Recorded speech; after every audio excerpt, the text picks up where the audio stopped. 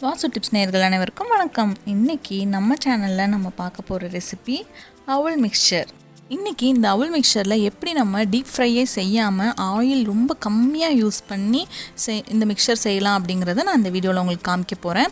இப்போ health problems யாராவது இருக்கவங்க, ஆயில் ரொம்ப சேர்க்கக்கூடாது, வெயிட் லாஸ் பண்ணணும்னு நினைக்கிறவங்க அவங்க கூட இதை ஆசையாக சாப்பிட்லாம். நம்ம ரெசிபிக்குள்ளே போகிறதுக்கு முன்னாடி எங்கள் சேனலுக்கு ஃபஸ்ட் டைம் வந்திருக்கீங்கன்னா சப்ஸ்கிரைப் பட்டன் கிளிக் பண்ணி சப்ஸ்கிரைப் பண்ணிக்கோங்க. பக்கத்தில் இருக்க பெல் ஐக்கானை கிளிக் பண்ணுங்கள். நான் வீடியோஸ் அப்லோட் பண்ண உடனே உங்களுக்கு நோட்டிஃபிகேஷன்ஸ் வரும். வாங்க ரெசிபிக்குள்ளே போகலாம். நம்ம தேவையான பொருட்கள் என்னென்னு பார்ப்போம். 1/4 கிலோ அவல் எடுத்திருக்கேன். இன்றைக்கி நான் எடுத்துருக்கிறது உங்களுக்கு கெட்டி அவல் நான் எடுத்திருக்கேன். அதை நல்லா புடச்சி க்ளீன் பண்ணி நான் தூசியெல்லாம் எதுவும் இல்லாமல் சுத்தம் பண்ணி எடுத்து வச்சுருக்கேன். இந்த மாதிரி கருவேப்பிலையும் நல்லா வாஷ் பண்ணி எடுத்து வச்சுருக்கேன். கூடவே நிலக்கடலை அப்படியே முழுசாக எடுத்துக்கோங்க. அப்புறம் பொட்டுக்கடலை, கேஷ்யூஸ் நான் இன்றைக்கி எடுத்திருக்கேன். இதெல்லாம் ஆப்ஷனல் தான், ஏன்னா நீங்கள் ஒருத்தருக்கும் ஒன்று பிடிக்கும். பாதாம் எடுத்திருக்கேன். பாதாம் நான் ஒரே ஒரு பாதாம் 2ஆக உடச்சி எடுத்திருக்கேன். மிளகாய்த்தூள், மஞ்சத்தூள் இதுவும் எடுத்திருக்கேன். அப்புறம் பூண்டை ஒரு 4-5 பூண்டு பல்ல நல்லா நச்சு இந்த மாதிரி எடுத்திருக்கேன். நீங்கள் இந்த மாதிரி மிக்சரில் போடும்போது உங்களுக்கு ஃப்ளேவர் நல்லா பூண்டோட ஃப்ளேவர் இறங்கும். இப்போ நல்லா ஒரு வானலியில் நான் இந்த அவலை ட்ரை ரோஸ்ட் பண்ண போகிறேன். கொஞ்சம் வானலி ஒரு 2 நிமிஷம் ஹீட் ஆனோடனே இதை போட்டு இதுக்கு ஆயில் போட்டு ஃப்ரை பண்ணணுன்னு தேவையே இல்லை, டீப் ஃப்ரை பண்ணணுன்னு தேவையே இல்லை. டீப் ஃப்ரை போட்டிங்கன்னா ஜிம்முன்னு ஆயில் குடிக்கும் உங்களுக்கு. நல்லா மீடியம் ஃப்ளேம்லேயே வச்சு இந்த மாதிரி வறுத்துக்கிட்டே இருங்க. இந்த மாதிரி வறுக்கும் போது உங்களுக்கே தெரியும், நல்லா அவல் பொரிஞ்சு நல்லா ஆகும், பொறுன்னு வந்துடும். ஆனால் கருக விட்டுறாதீங்க, கொஞ்சம் நேரம் அப்படியே கிண்டிகிட்டே இருங்க, சிம்மிலே வச்சுக்கோங்க. இது நம்ம ஆயில் சேர்க்காதனால இப்போ எல்லாருமே சாப்பிட்லாம். இப்போ நிறைய பேர் வீட்டில் இந்த ஆயிலாக இருக்குது, இது வேண்டாம் அது வேண்டாம்னு ஒதுக்குறவங்க கூட இது ஆசையாக சாப்பிடுவாங்க. ஒரு அவுளில் எல்லாமே உங்களுக்கு எந்த கெடுதலுமே கிடையாது. அவுளுங்கிறது நல்லாவே குழந்தைங்கள்லேருந்து பெரியவங்க வரைக்கும் எந்த கெடுதலும் இல்லாத ஒரு இன்க்ரீடியண்ட் அது. இப்போ நம்ம செக் பண்ணலாம் நல்லா அவுள் பொறுன்னு ஆயிடுச்சான்ட்டு. பாருங்கள், நல்லாவே தெரியும் உங்களுக்கு பொறுன்னு இருக்குது. இது போதும் நமக்கு. இந்த மாதிரி இருந்தாலே நீங்கள் எடுத்துடலாம். நம்ம இப்போ இதை ஒரு பிளேட்டுக்கு மாற்றிடலாம்.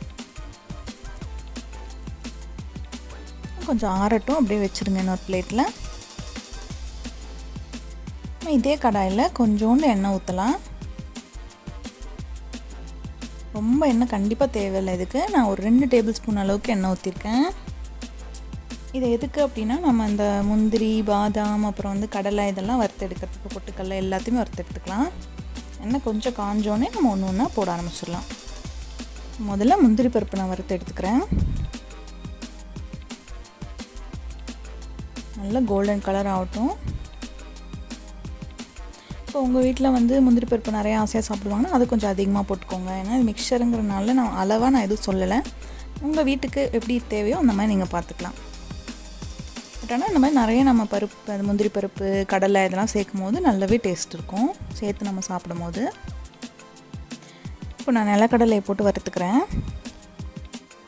இப்போ இந்த மாதிரி நம்ம தனித்தனியாக ஒன்றா வறுத்தோம் அப்படின்னா உங்களுக்கு ஒன்று வறுபடுறதுக்கு கொஞ்சம் வித்தியாசமான டைம் எடுக்கும். அதனால் நம்ம தனித்தனியாக வறுத்தோன்னா பக்காவாக வறுபட்டுரும். ஒன்றும் எந்த கருகாமல் நல்லா வறுபட்டுரும்.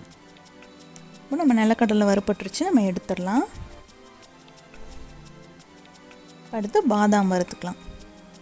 பாதாமை ரொம்ப பொடியாக நுணுக்கிறாதீங்க. இந்த மாதிரி 1-2 மட்டுமே உடைங்க. ரொம்ப பொடியாக இருந்துச்சுன்னா அப்புறம் நமக்கு அது மிக்சரில் எங்கே இருக்குன்னே தெரியாத அளவுக்கு போயிடும். இப்போ நம்ம பொட்டுக்கல்லை எதில் போட்டுக்கலாம். பொட்டுக்கல்லை சீக்கிரம் பொரிஞ்சிரும். பாதாம் கொஞ்சம் டைம் ஆகும், நான் கூடவே சேர்த்துட்டேன். இப்போ நம்ம எடுத்துடலாம். நான் சொன்னல பூண்டை நசுக்கி நான் எடுத்துருக்கேன்ட்டு அதை போட்டு வதக்கிறேன். நீங்கள் இந்த மாதிரி ஒரு நச்சுட்டு நீங்கள் போட்டிங்க அப்படின்னா உங்களுக்கு அந்த ஃப்ளேவர் நல்லா அந்த மிக்சரில் இறங்கும். இதுவும் நீங்கள் மிக்சர் செஞ்சு வச்சு அதுக்கு மறுநாள்லாம் பார்த்திங்கன்னா நல்லாவே இந்த பூண்டு ஸ்மெல் உங்களுக்கு இறங்கி டேஸ்ட் சூப்பராக இருக்கும். கருவேப்பிலை இதுவும் நல்லா வறுபடட்டும். இப்போ கருவேப்பிலையும் நல்லா மொறுன்னு ஆயிடுச்சு. இந்த டைமில் நான் மஞ்சத்தூள், மிளகாய்த்தூள் எடுத்துருக்கேன்ல, அதையும் இதில் கூட சேர்த்துக்கிறேன். நீங்கள் மஞ்சத்தூளையும் மிளகாத்தூளையும் வதக்கிட்டே போடுங்க. ஏன்னா இல்லைனா பச்சை ஸ்மெல் அடிக்கும். நம்ம டேரெக்டாக மஞ்சத்தூள் அப்படியே மிக்ஸ் பண்ணோம் அப்படின்னா நல்லாவே தெரியும் உங்களுக்கு அந்த பச்சை ஸ்மெல் அடிக்கும். லைட்டாக ஹீட்டாக இருக்கும் போது மஞ்சத்தூளையும் மிளகாத்தூளையும் போட்டு வதக்கிட்டு அதுக்கப்புறம் நீங்கள் நம்ம தனியாக எடுத்து வச்சுருந்தோம்ல இந்த அவுள் எல்லாத்தையும் மிக்ஸ் பண்ணி விட்டுடலாம். நல்லா கிண்டி விட்டுருங்க. தேவையான அளவு நான் உப்பும் சேர்த்துருக்கேன். இந்த மாதிரி நீங்களும் கரெக்டாக பார்த்து சேர்த்துக்கோங்க. நல்லா மிக்ஸ் பண்ணிக்கோங்க. அப்போ தான் அந்த மஞ்சத்தூள் எல்லாம் நல்லா எல்லா இடத்துலையும் ஸ்ப்ரெட் ஆகி யூனிஃபார்மாக மாறும். நல்லா இந்த மாதிரி கலந்துக்கோங்க. பார்த்திங்கன்னா நல்லா கலந்தோடனே கலர் மாறிடுச்சு நல்லாவே.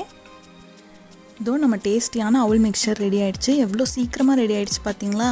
இதில் பார்த்திங்கன்னா நம்ம டீப் ஃப்ரை பண்ணல அப்படிங்கிறதே கூட தெரியல பார்த்திங்களா. டேஸ்ட்டும் அதே மாதிரி தாங்க இருக்கும். டீப் ஃப்ரை பண்ணணும்னு தேவையே இல்லை. கண்டிப்பாக நீங்களும் உங்கள் வீட்டில் இந்த ரெசிபியை ட்ரை பண்ணி பாருங்கள். கமெண்ட்டில் எப்படி இருந்துச்சுன்னு எனக்கு சொல்லுங்கள். இந்த வீடியோ உங்களுக்கு பிடிச்சிருந்துச்சுன்னா லைக் பண்ணுங்கள், ஷேர் பண்ணுங்கள், எங்கள் சேனலுக்கு சப்ஸ்கிரைப் பண்ணுங்கள். தேங்க்யூ, பாய்.